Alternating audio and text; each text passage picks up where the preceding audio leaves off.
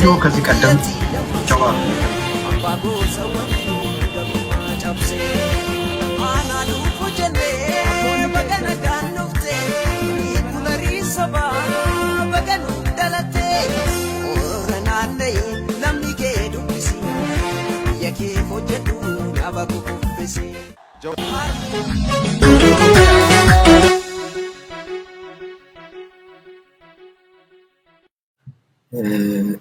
ቪዲዮ ከዚህ ቀደም ጀዋር የተናገረው ንግግር በተለይ ወደዚህ ቀውስና ወደ ለየለት ነገር ከገባን መውጫ ወደሌለው እልቂት ልናመራ እንችላለን የሚለውን የገለጸበት አንድ መንገድ በጣም ገራሚ ነበረ።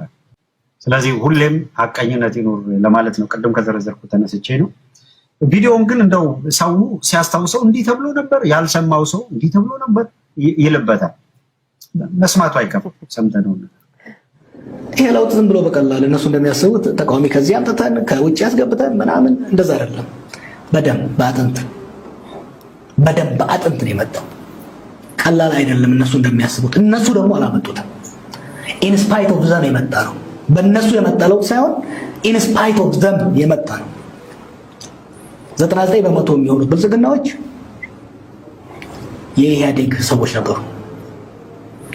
ያለ እነሱ ፍላጎት እጃቸው ተጠምዝዞ የመጣ ለውጥ ነው ማለት ስላለብኝ እለዋለሁ። ጠቅላይ ሚኒስትሩ ፕሬዝዳንት ኢሳያስን መጠንቀቅ አለባቸው። 1990 ውስጥ የፈጸምናቸው ስህተቶች ተመልሰው ሊመጡ ነው።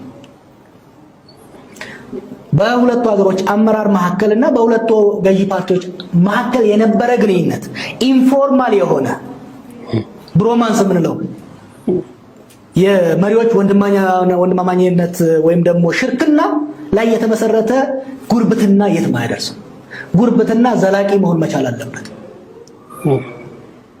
1991 92 93 ከ97 የህወሓትና የትግራይ ነፃ አውጪ ወይም ደግሞ የሻዕቢያ ግንኙነት ነበር። የጦፈ በጣም የጋለ ፍቅር፣ ልክ አሁን እንደምናየው በጣም የጋለ ፍቅር ነበር። ሁለት ሀገር ናቸው እንደ እስኪባል ድረስ በሁለቱ መካከል ችግር ሲፈጠር፣ ምክንያቱም በሁለቱ መካከል የማይታረቅም ነበር። 100,000 ዜጎች ከሁለቱ ሀገር